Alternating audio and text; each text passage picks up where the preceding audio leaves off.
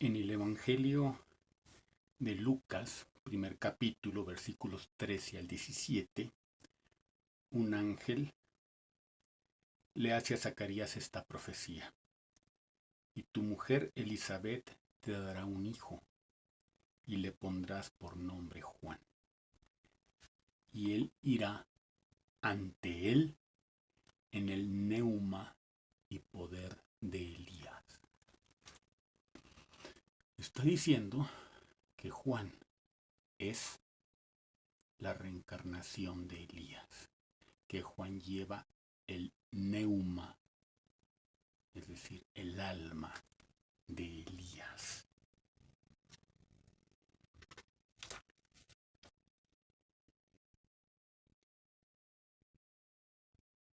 En Mateo 17, versículos 9 a 13, encontramos lo siguiente.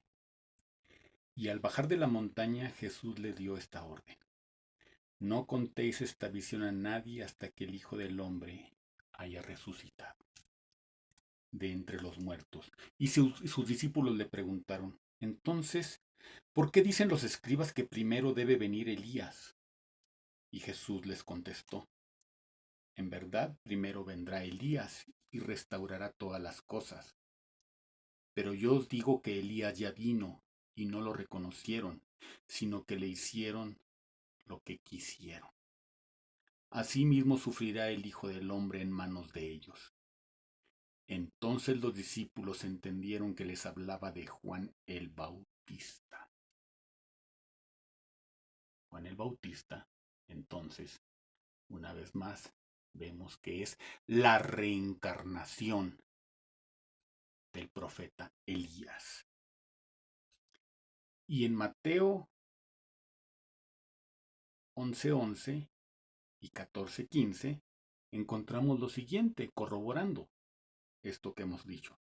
En verdad os digo que entre los que nacen de las mujeres no ha surgido uno más grande que Juan el Bautista. Y si estáis dispuestos a entender esto, este es Elías que había de venir. Quien tenga oídos, que oiga. Fíjense que esta misma relación de Mateo 16 se repite en casi con las mismas palabras en Marcos capítulo 8 versículos 27 al 28 y en Lucas capítulo 9 versículos 18 al 19. La relación de Mateo 17 está también en Marcos 9 versículos 9 al 13. En Lucas capítulo 9 versículos 7 al 9 encontramos lo siguiente. Pues Herodes el tetrarca supo todo lo que hacía Jesús y quedó perplejo, porque algunos decían que Juan había resucitado de entre los muertos y otros decían que había aparecido Elías, y otros que uno de los antiguos profetas había vuelto a la vida. Y Herodes dijo, yo mandé decapitar a Juan. ¿Quién es este de quien me dicen semejantes cosas? El mismo incidente se relata en Marcos capítulo 6 versículos 14 al 16.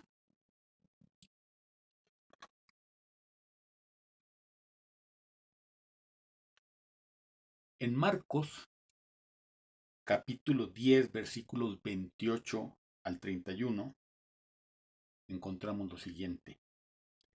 Pedro empezó a decirle, mira que hemos dejado todo y te hemos seguido.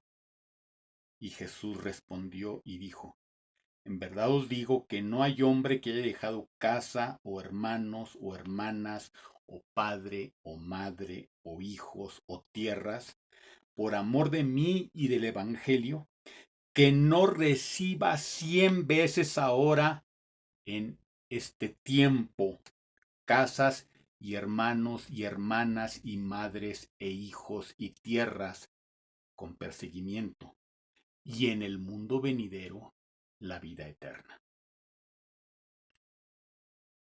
Pero muchos son de los que primeros serán de los últimos y los últimos primeros. Por supuesto, estarán ustedes de acuerdo que estas recompensas enumeradas absolutamente no podrían darse en una sola encarnación. Así que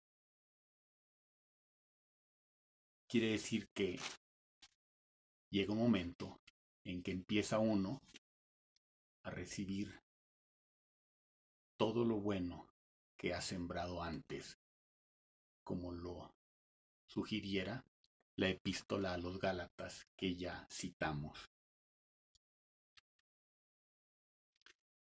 Veamos ahora los libros apócrifos.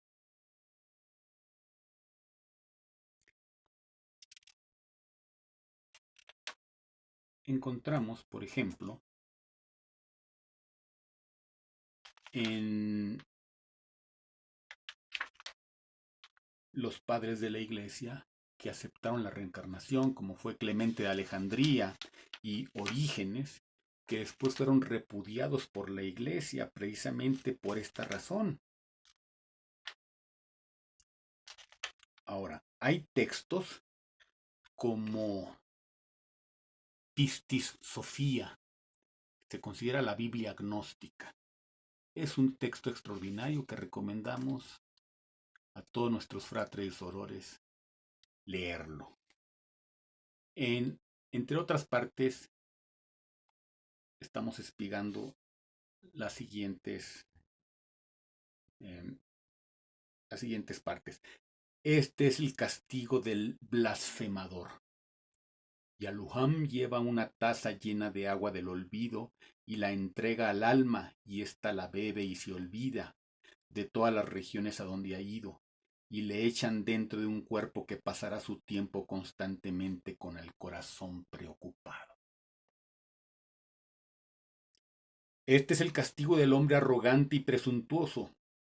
Y Aluham viene y lleva la taza con el agua del olvido y la entrega al alma, y ésta bebe y se olvida de todas las cosas y de todas las regiones a donde ha ido, y la echan en un cuerpo cojo y deforme, de manera que todos la desprecian constantemente. Juan dijo, un hombre que no ha cometido ningún pecado, sino que ha hecho constantemente el bien, pero que no ha hallado los misterios, ¿qué le pasará? El Salvador respondió, después de eso viene uno que recibe a las pequeñas huestes, a los buenos y al del centro. Él mismo lleva una taza llena de pensamientos y sabiduría, y en ella hay sobriedad. Y la echan dentro de un cuerpo que no puede ni dormir ni olvidar debido a la taza de sobriedad que le ha sido entregada, sino que estimulará constantemente su corazón a indagar acerca de los misterios de la luz hasta hallarlos, gracias a la decisión de la Virgen de la Luz, y heredará la luz para siempre. He mandado a Elías al cuerpo de Juan el Bautista, y a los demás profetas también los mandé a cuerpos puros y sanos, que encontrarán los misterios de la luz, seguirán hasta lo alto y heredarán el reino de la luz.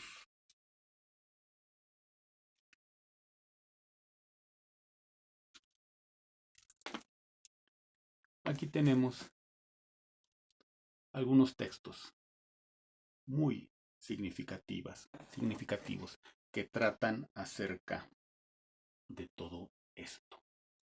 Ahora, quiero hacer una pequeña digresión que no se relaciona propiamente con la reencarnación, pero sí esta escena aparece poco antes de que Yeshua les dijera a los 3 apóstoles, después de la transfiguración en el Tabor, que Juan el Bautista era Elías.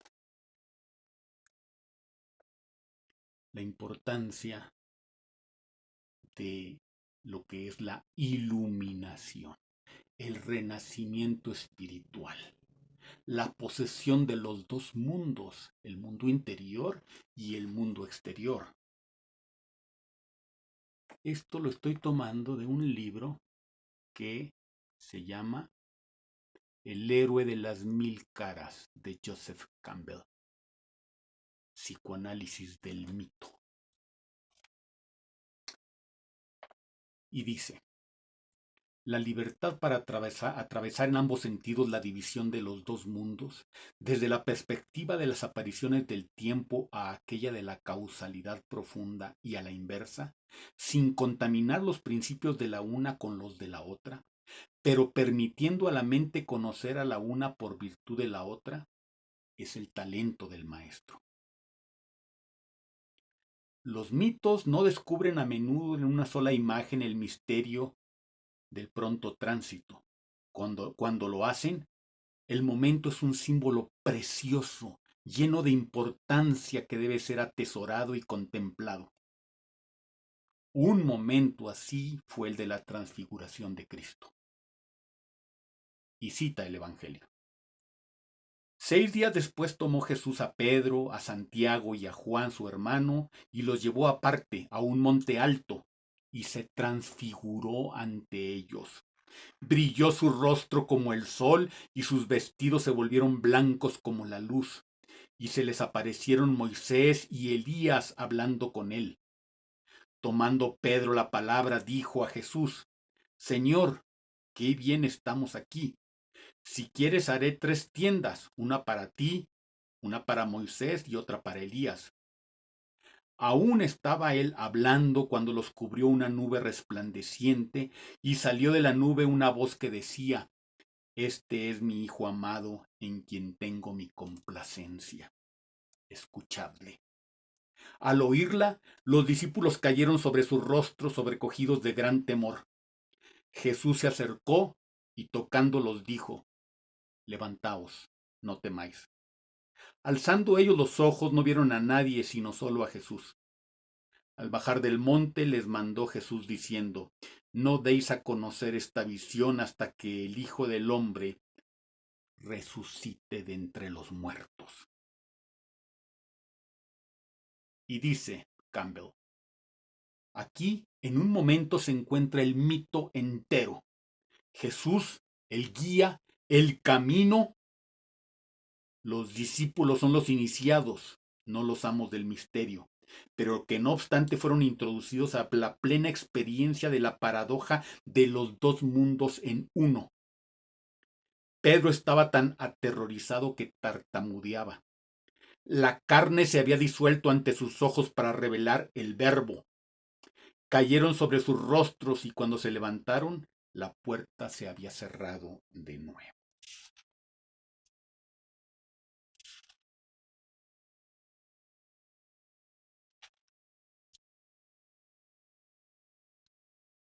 Los símbolos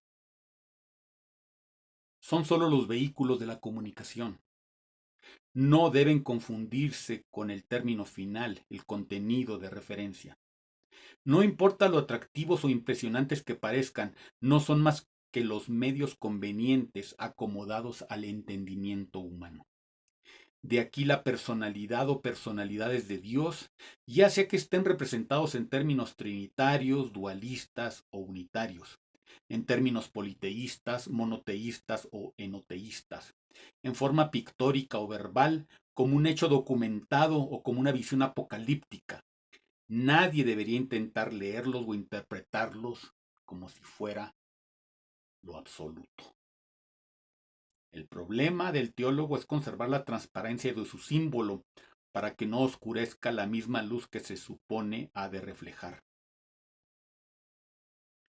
Porque solo conocemos a Dios verdaderamente, escribe Santo Tomás de Aquino, cuando creemos que está muy por encima de todo lo que posiblemente el hombre puede pensar de Dios. El Kena Upanishad tiene el mismo espíritu. Saber no es saber, no saber es saber. El equivocar el vehículo por su contenido puede llevar a derramar no solo la tinta sin valor, sino la sangre valiosa. La siguiente observación se refiere a que la transfiguración de Jesús fue atestiguada por devotos que habían extinguido sus voluntades personales, por hombres que habían prescindido hacía mucho de la vida, del destino personal, del destino por una completa entrega a su Maestro. ni por medio de los Vedas, ni por penitencia, ni por limosna, ni siquiera por sacrificio, me habrán de ver en la forma en que acabas de contemplarme, declaró Krishna, después de haber reasumido su forma familiar, sino solo por medio de la devoción a mí he de ser conocido en esta forma, realizado verdaderamente y penetrado. Aquel que hace mi trabajo y me mira como la meta suprema, aquel que es devoto mío y no odia a ninguna criatura, ese vendrá a mí. Esto aparece en el Bhagavad Gita. La formulación correspondiente hecha por Jesús aclara el punto en forma más sucinta. El que pierda su vida por mí, la hallará. El significado es muy claro. Es el significado de toda práctica espiritual. El individuo, por medio de prolongadas disciplinas, aquí dice psicológicas, pero son esotéricas, renuncia completamente a todo su apego a sus limitaciones personales, idiosincrasias, esperanzas y temores. Ya no resiste a la aniquilación de sí mismo, que es el prerequisito al renacimiento en la realización de la verdad, y así madura al final para la gran reconciliación y reunificación. Después de disolver todas sus ambiciones personales, ya no trata de vivir, sino que se entrega voluntariamente a lo que haya de pasarle. O sea que se convierte en anónimo. La ley vive en él con su consentimiento sin reservas.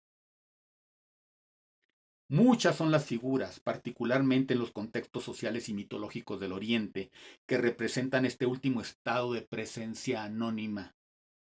Los sabios que viven como ermitaños y los mendigos errantes que juegan un papel importante en la vida y en las leyendas del Oriente.